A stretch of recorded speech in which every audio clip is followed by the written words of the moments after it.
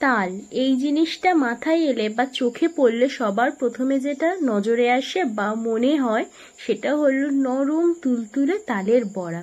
হ্যাঁ, তাল মানে কিন্তু সবার প্রথমে আসবে তালের বড়া। আজকে তোমাদের সাথে শেয়ার করবো আমাদের মা দিদাদের ঠাকুমাদের স্পেশাল নরম তুলতুলে স্পঞ্জের মতো তালের বড়া। খুবই ঘরোয়া কিছু উপকরণ দিয়ে সামান্য সময়ে তোমরা ঝপ করে বানিয়ে নিতে পারবে তালের বড়া। আর এখন তার সাথে বোনাস হিসাবে রয়েছে ট্রেন্ডিং তালের পাটিসাপটা। তো এই দুটো রেসিপি থাকলো আজকে তোমাদের জন্য। রেসিপি দুটো দেখার অনুরোধ রইল। আশা করি রেসিপি দুটো তোমাদের ভালো লাগবে। আর পাটিসাপটায় কি কি ভুল হয়েছে সেটাও তোমাদের সাথে শেয়ার করব। তো প্রথমে তালটাকে খুব ভালো করে ছেড়ে নিতে হবে, মানে তালের ভেতরে যে নোটটা থাকে, পাকা নোট, সেটাকে তাল থেকে আমাদের বের করতে হবে। সরি। তো চুবড়ি দিয়ে যদি তোমরা তাল ছানো তাহলে কি হবে বলো তো, তালের নোটটা খুব ভালোভাবে বের করা যায়। আর এখানে তালের বড়ার জন্য আমি কিছু উপকরণ নিয়েছি, যেরকম এখানে 500 গ্রাম ময়দা, 500 গ্রাম চিনি, আর নিয়েছি 400 গ্রাম মতো সুজি। ঠিক আছে, তো আমি একটা পাত্র নিয়েছি, সেখানে প্রথমে আমি সুজিটাকে ঢেলে নেব। আর সুজি আর ময়দা এই দুটোকে আমি গরম জলে ভিজিয়ে রাখবো। গরম জলে ভিজিয়ে রাখলে তালের বড়াটা ওরকম নরম সফট থাকবে টানা 2-3 দিন মতো। তোমরা যদি 2-3 দিন স্টোর করে খেতে চাও তালের বড়া, তাহলে 2-3 দিন পর্যন্ত এরকম তালের বড়াটা নরম তুলতুলে স্পঞ্জের মতো থাকবে, যেরকমটা তোমরা ভিডিও শুরুতেই দেখেছো।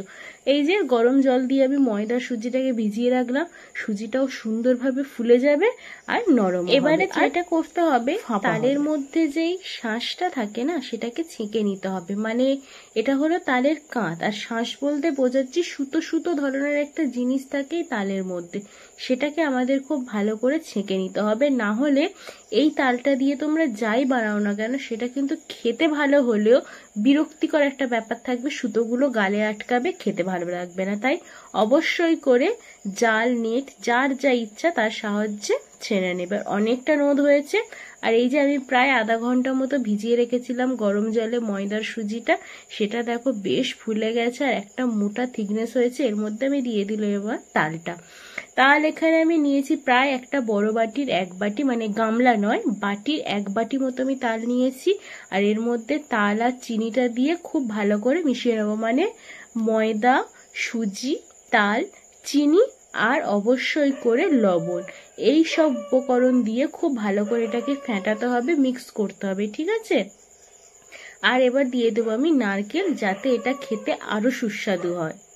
অনেকে মৌরি দেয়, কালো জিরে দেয়, তো আমরা সেটা ব্যবহার করি না, আমাদের এমনি এভাবেই খেতে ভালো লাগে। এই যে সমস্ত উপকরণগুলো একসাথে খুব ভালো করে ফেটিয়ে নিচ্ছি, দেখতেই পাচ্ছ। সময় নিয়ে এটা করতে হবে। কিভাবে, মানে কতটা থিকনেস হলো, কিরকম, সেটা এইভাবে বড়ি দিয়ে দিয়ে তোমরা দেখে নিতে পারবে। যখন এরকম সুন্দর বড়িটা পড়বে তোমাদের হাত থেকে, তখন বুঝে যাবে যে এটা পারফেক্ট ভাবে, মানে থিকনেসটা রয়েছে, মানে পারফেক্ট থিকনেস। তারপরে এই তো তেলে দিলেই দেখবে সাথে সাথে ফুলে উঠছে টকবকিয়ে। আচ্ছা, তোমরা কে কে তালের বড়া পছন্দ করো কমেন্টে জানিও। আর কার কার বাড়িতে তালের বড়া হয়েছে তারাও কমেন্ট করে জানিও কেমন। আর আজকের আমার রেসিপিটা কেমন লাগলো বলতে কিন্তু একদম ভুলো না। সত্যি বলতে এইভাবে একবার, এই মানে সিম্পল যে প্রসেসটা আমি দেখালাম, একবার বানিয়ে খেয়ে দেখো। আশা করি তোমাদের খুব ভালো লাগবে। আর এতটা নরম হবে, এতটা তুলতুলে হবে যে তোমাদের বারবার মন চাইবে তালের বড়া বাড়িতে বানাই আর খাই। পুরো একদম কেকের মতো স্পঞ্জ হয়। এই যে দেখো, সুন্দর করে তালের বড়াগুলো আমি ভেজে তুলে নিয়েছি, দেখে ভীষণ লোভনীয় লাগছে। আর সত্যি বলতে আমাদের বাড়িতে এটাই হয়, মানে তাল মানে সবার প্রথমে আসে মাথার মধ্যে তালের বড়া খাবো। আর বছরে কিন্তু আমি তোমাদের সাথে শেয়ার করেছিলাম তালের ইডলি পিঠে আর তালের পোড়া পিঠে।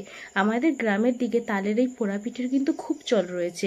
আর আমি আর বছরে স্পেশাল বানিয়েছিলাম তালের ইডলি পিঠে, সেটা আমি তোমাদের সাথে শেয়ার করে দিয়েছি, তোমরা দেখে নিতে পারো, ভিডিও আমার চ্যানেলেই দেওয়া রয়েছে।